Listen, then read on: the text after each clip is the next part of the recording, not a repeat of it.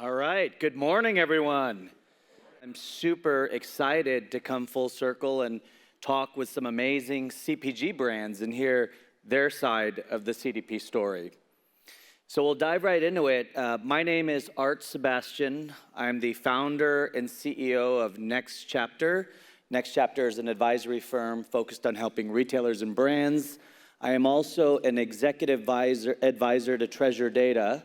I work with Treasure Data to focus on retailer-specific use cases, and I'm a former CMO and CDO. But these are the stars of the show, so I'd ask you to introduce yourself to the audience. Thank you, Art. Super excited to be here and learning all the innovations that's going on. Very, very exciting. So I'm Anushil Kumar. I run the enterprise technology strategy and digital product teams that essentially build sales, marketing, and employee-related capabilities in the organization. Hello, everyone. Good morning. Really excited and honored to be here. My name is Natália Spada Ribeiro. I'm Group Data Product Manager at Nestlé Brazil, overseeing the development of data products for consumer and marketing data. I'm really glad to be here with this big community to share our journey with consumer data. All right, well, let's dive right into it. We're going to start talking a little bit about the CDP adoption journey. So I'd ask each of you to walk us through your company's CDP adoption journey and what were the initial drivers that led you to investing in a CDP, and then how did you prioritize use cases? So we're living in a really fast-paced world. Our consumer needs are changing fast. And as a CPG company, we need to be really paying attention to that. So data collection is a strong strategy to do so, to be attention with the consumer. So besides data collection, we need to be able to use and orchestrate it properly with our strategy. So this is where our story with the CDP starts. And then having a tool that helps us not only to manage this data, but to manage it in an efficient and compliant way is key for us. And that's why we started using it. And after that, we had the prioritization of use cases with the business units. So we pretty much listened to what their main concerns were and main opportunities by using consumer data and prioritized it both on the value that could bring to them and also thinking about the maturity and the readiness for that business unit to be able to be using data on a daily basis. Yeah, for us, the journey really started in 2020 when, until that time, our brands have been growing at double digits. So we really wanted to always to take advantage of the consumer obsession and data from consumer interactions. And we realized until then, the traditional media worked really well. And our digital was primarily focused on programmatic media. So we were using DSP to do a lot of personalization. But there were three factors that we started noticing. First, the cookie deprecation, right? That would have destroyed, the way we went with the personalization. Secondly, obviously, the consumers were changing, and they were spending a lot more time consuming digital media. And the third was we also started seeing all of the privacy-related regulations coming in. So we really conceptualized this creation of consumer marketing technology platform where the CDP was going to be the anchor, really helping us capture the transactions and build rich consumer profiles, and then support it with a consumer data lake, right, to continuously enhance the profiles, and then give the ability to our marketers to really start moving towards agile marketing, do a lot of test and learn with a CDP, and then push all of those activations across different channels. So that was kind of our beginning with CDP. Yeah, oh, that's great. Thank you. Another kind of hot topic here the last couple of days is this idea of data unification and personalization. I think it's come up in nearly every session, whether it's on the main stage or in a breakout. So I want to talk a little bit about how, as you've implemented a CDP, you've shifted towards personalized relationships with your consumers, and maybe share some of the examples so the audience can relate to that. Okay, so when we started to implement the CDP, consumer data collection was already in place because of the cookie deprecation, the cookieless world. So at the moment we identified more than 100 data sources, we could be able to unify from different brands that were gathering data. And with that information combined, we were able to establish a Nestlé ID. So we have the full perspective of the consumer. So we have consumers that own pets, so purchase pet food from Nestlé, and also purchase biscuits, drink coffee. So it's a long journey. We can see the full consumer journey, and then use this information to personalize the communication to them. So if we approach this consumer to communicate on a corporate promotion, for instance, we may do so with a photo of a pet to connect with the consumer because we know he has a dog, and this can lead to more engagement with the promotion as well. So for us, we really wanted to enable the marketeers to start thinking about changing the customer experience at various channels. So as we implemented CDP, one of the first priorities was how do we actually change the experience where we go to the consumers directly, which was really in our wine and spirits business, the direct-to-consumer channel. So early on, some of the early use cases that were very, very effective was really kind of, getting the data and building the profile, but then, having the marketeers understand how to actually personalize some of the messaging to the consumers as they were interacting with our websites or walking into our retail locations at the wineries. So for our wine business, one of the challenges is kind of continuously retaining club members and having them kind of excited about the offerings.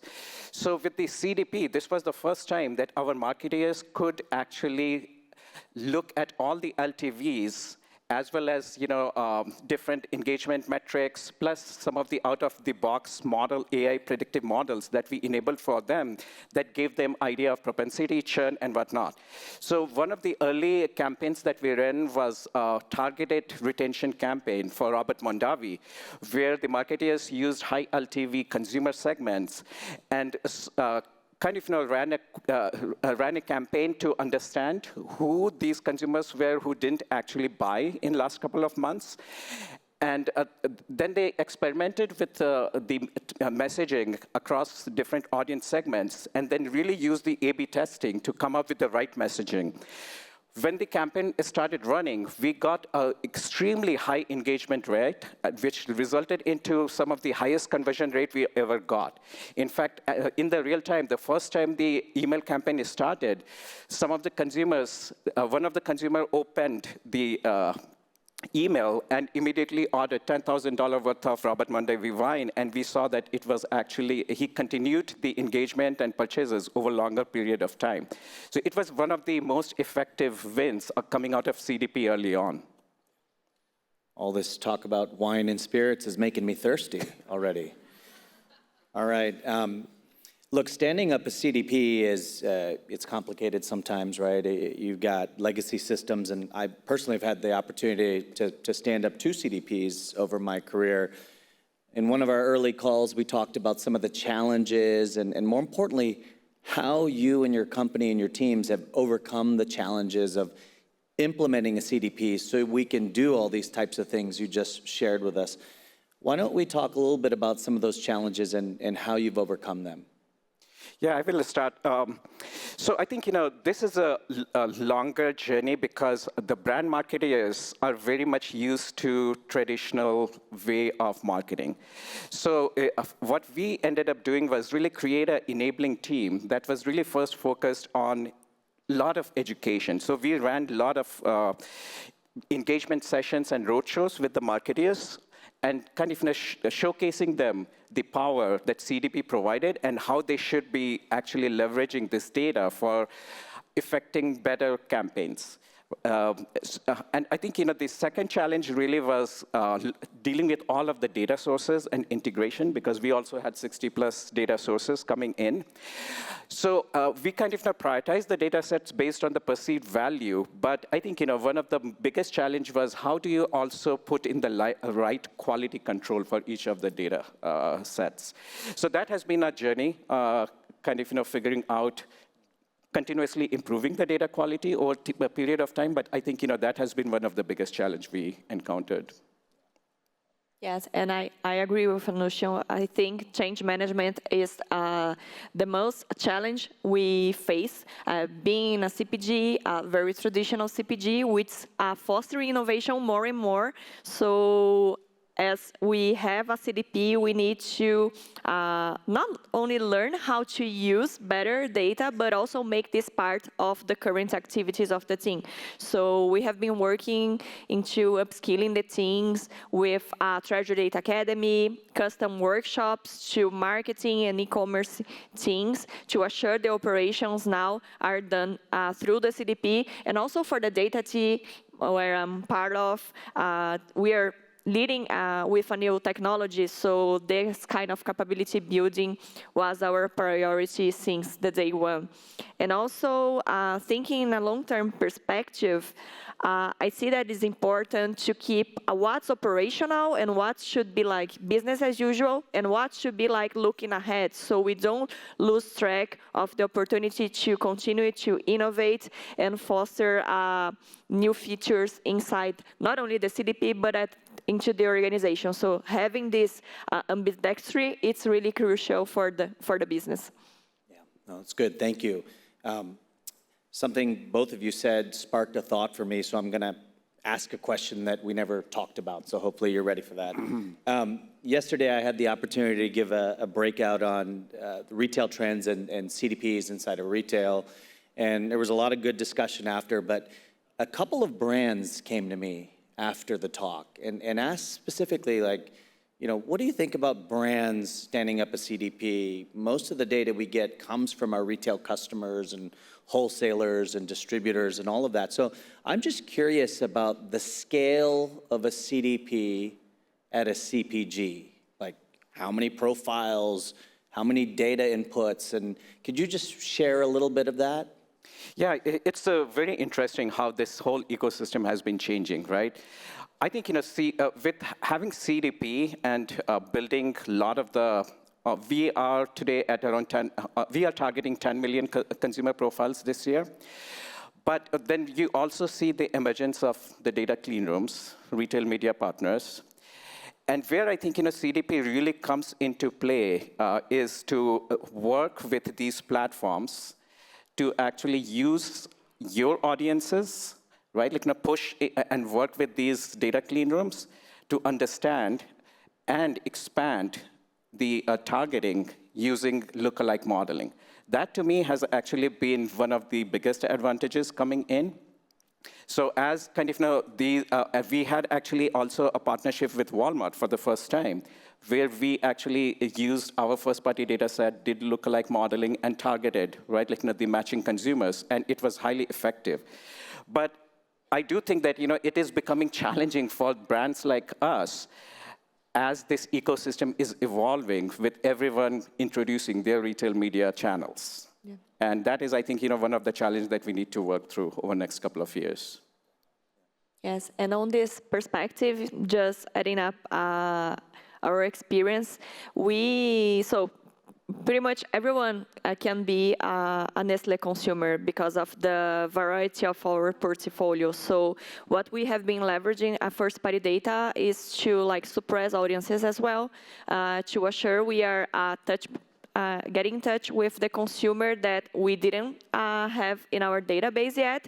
And if we target the consumer that is in our database, we know that the message can be more profound, more advanced, because from the 2+ years experience with the CDP, we know that first-party data consumers are prone to engage 4 to 5 times more than a consumer that is outside of our database. So we use the strength of this first-party data to establish more connections with the resellers and see, okay, we have internal data, we cannot like send to you, but we can communicate your sales channel through this database and actually leverage this kind of leads to your business. Great. CDP in CPG. I want to bring up the next three-letter word, which is ROI. Okay. And I have two questions here. One is, as the functional leaders of the CDP within your companies, what are the metrics you and your team study every week, every month to measure your rate of success? So that's one question, the everyday metrics. The second thing I would ask you is, if you were to have a one-on-one with your CEO and they said, what's one metric of success? Which one would you raise there? So for us, it was actually all about the entire consumer marketing technology platform that we were building. And that actually helped us not to go and justify each and every individual investment.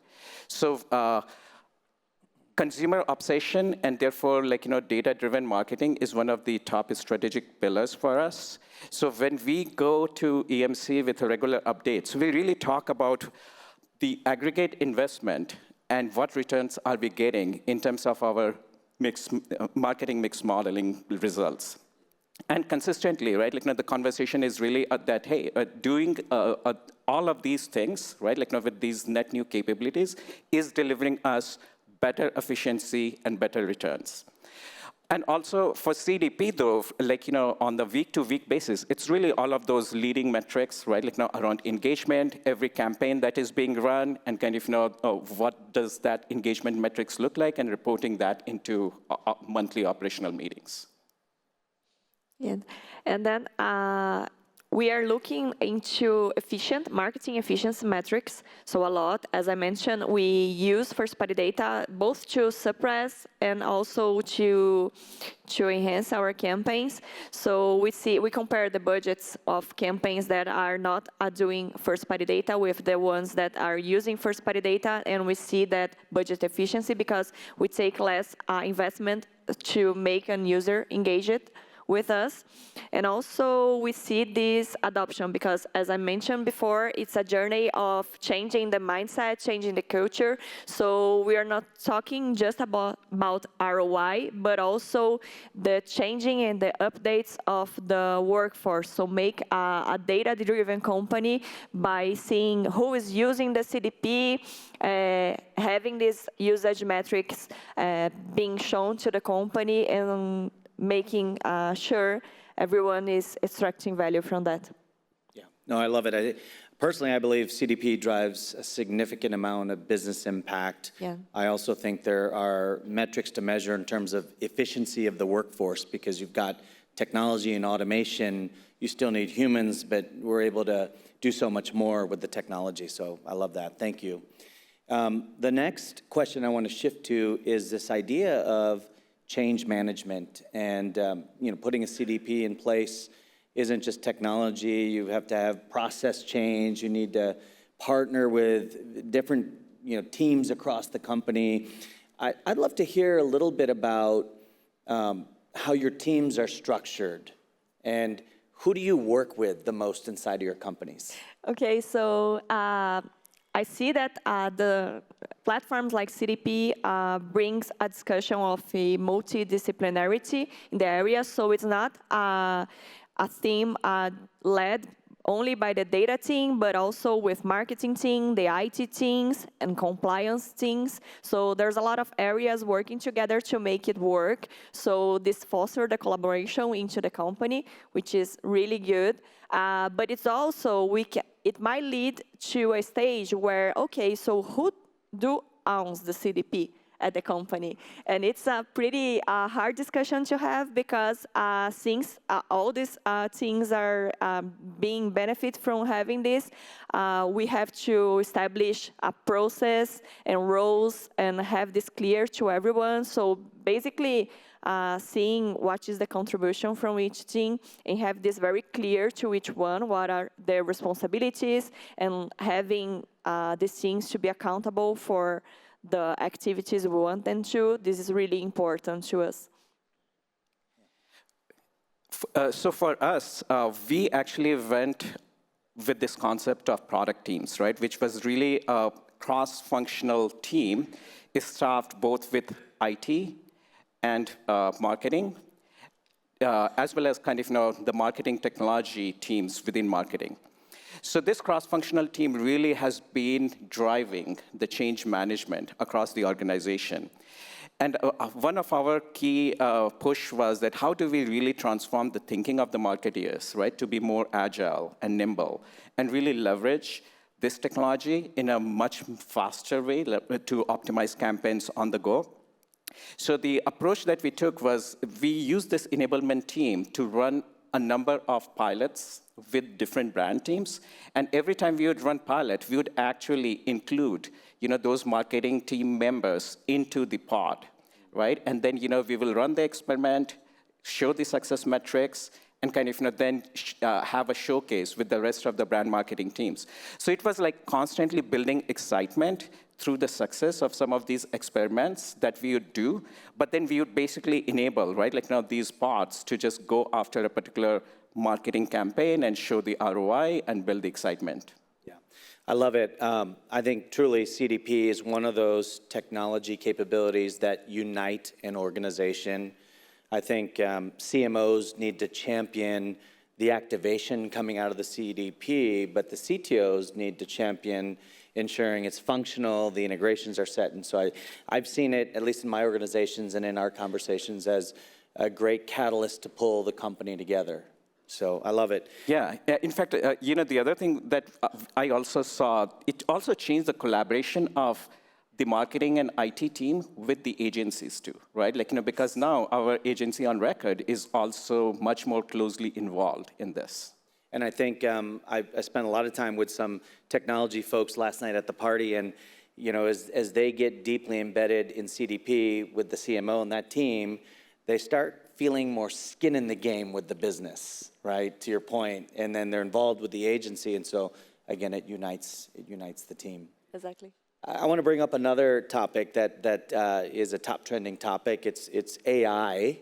And there's always debate around, is AI overhyped, is it underhyped? And I believe it's probably a little bit of both, but I prefer to talk about real, practical, tangible examples of AI like we just heard on the stage prior to us joining. And we've had conversations about AI in your companies. Maybe let's talk a little bit about what you're doing in that space. Yeah, so AI, it's really powerful for us to leverage the data we have about the consumer. So we're collecting data from how consumers interact at D2Cs, with promotion, with campaign landing pages. So by having a unified consumer view and all this perspective of the consumer can be really overwhelming. So how do we deal with this in a more efficient way? So we leverage AI.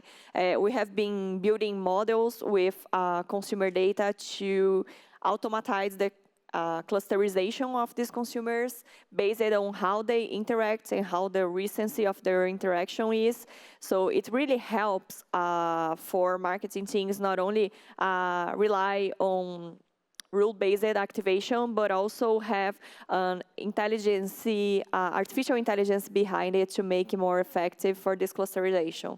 And also when it comes to e-commerces, it can be really helpful to see who is already prone to purchase, so you don't send a coupon and cut the margin of that specific consumer. So it can be really good to bring results as well. Yeah, I think, to me, AI is often kind of confusing, right? Because there have been a lot of machine learning techniques which are part of traditional AI that have been enabling a lot of, I think, advanced use cases, predictive in nature. For us, though, one of the issues was that we couldn't afford to hire and retain a lot of data scientists. So how do you actually make it very easy for the marketeers to use some of the predicting modeling capabilities that was coming out of treasure data? So I think, from AI perspective, we have been able to deploy LTV, RFM models, right, very easily to the business. But then as we look at the generative AI coming into play, this is where we actually have started leveraging some of the most proven, I think, aspects of generative AI around creativity, right? So we have been using Gen AI to generate variations of creatives for different campaigns. It's kind of, we are going with a caution because there are a lot of, I think, copyright and those kind of concerns around the content. But we do see a lot of possibility, especially making it very easy for the marketing folks to interact with the data and learn the insights. So 10 million consumer records, the insights coming out of it without having to learn Tableau or another tool and be able to understand what's going on through this generative AI conversational interface would be, I think, a game changer. No, great, thank you. I want to talk a little bit about the notion of future-proofing. You got cookie deprecation, privacy, regulations, clean rooms. You even raised the topic of retail media networks. So what are each of you doing to future-proof your business in this space of customer data management? Yeah, so for us, it's really kind of, really enabling innovation in marketing, right? Like with this technology stack, which is what I think CDP helps you do. So as kind of the organization gets better and better, like data savvy, the ability to actually experiment and run campaigns across these large kind of data clean rooms, right? Like we are trying NFL and MLB, right? Working with them and to see kind of what works, what doesn't. So I think to me, scaling the CDP, right? Like beyond doing your day-to-day things that CDP is very well equipped for, it really kind of is enabling continuous innovation because this ecosystem is changing so fast. So enabling the marketeers to keep trying, right? Like what sticks. Yeah, then I remember what Joe from Forrester said earlier, that the consumer is being overwhelmed with multiple channels and multiple sources, and we really need to take care of ourselves to not do that, because now with technology, it's easier to impact the consumer, but we need to pay a lot of attention to see what's relevant for the consumer. So at Nestlé, I have been working to build this kind of knowledge while we develop upskill the teams to be more strategic on how to use now the technology we have, and not only have this as a technology easy to use and make more, but just make it the right way. So when we see like the consumer journey orchestration, we saw with traffic control, it really helps us to drive what's more effective to the business and avoid a lot of costs, because the same way we can overwhelm the consumer, we can have multiple costs with extent use of data that is not like more assertive. That's great. So focus on the customer, test and learn, upskilling the teams, all that sort of stuff future-proofs you. Okay, I want to jump to a couple of bonus topics. I moved us quickly here so we can get to these two. I just want to hear what you have to say about this. Let's say you're the CIO or CTO and you've got one thing that must be budgeted in next year's IT budget. What is that one thing? I definitely think innovation with Gen AI, because that has the biggest promise, right? Like, and it will be hugely disruptive in the marketing space. I could use the budget to bring more areas into the environment of consumer data and CDP, because it's an important way to orchestrate all the consumer needs, and this shouldn't be being discussed only by marketeers. It should be how the whole company drives the business. So it can help us to drive like demand planning, inventory management, price management. So finance, supply chain teams should be like joining us in this discussion, and that would be my pitch for the budget, to have them trained as well. Got it. Okay. Last question. This is the second Treasure Data CDP World, and it's double the size of last year, double the energy, double the excitement. My guess is next year will double again.